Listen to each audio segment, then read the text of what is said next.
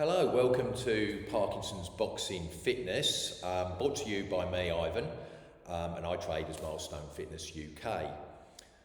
If you're watching this, you may be contemplating coming to one of the boxing sessions that I hold on Fridays at the Old School Community Centre in Great Cornard. Great, I really want you to come along and see what it's all about. Now, during the first session, I introduce myself so you all get to know who I am before we get started, but I don't want to do that every session as soon as someone new arrives, so putting it all down here on video for you to have a look before you turn up. So I'm Ivan, I'm a qualified personal trainer. I work from the PTC in Ballingdon in Sudbury. I am a qualified boxercise instructor, kickboxercise instructor, advanced boxercise instructor. Suddenly a Parkinson's specific boxing qualification became available that was supported by Parkinson's UK. They had some input into it, so I signed on to that and went and completed that late last year.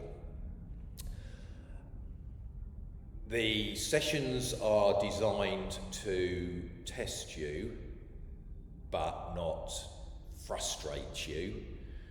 They're going to be based on boxing, obviously, but it's not going to be full of burpees and push-ups and things like that. It's having a bit of fun.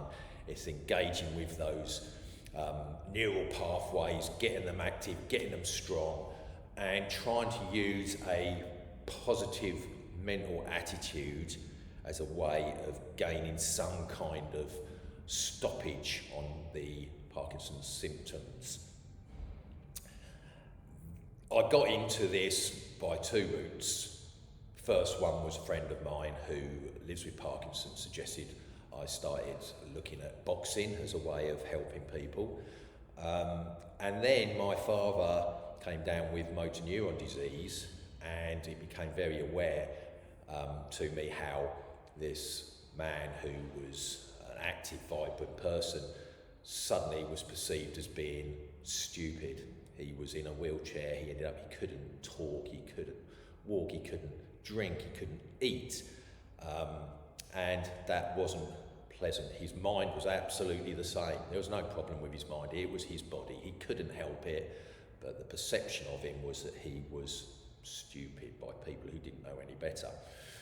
Now, motor neuron disease is not something that you can really hold back the symptoms of, but Parkinson's is.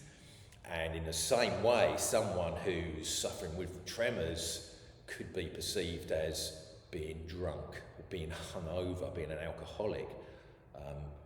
If they trip over, yeah, they're drunk. There's all these perceptions when it's just not true, where it's just something that someone, through no fault of their own, has got to live with. And I just want to try and help people manage their symptoms more effectively with a positive mental attitude rather than relying solely on medication. There's a lot of research out there about how exercise can help with symptoms. So I just want to do as much as I can, really.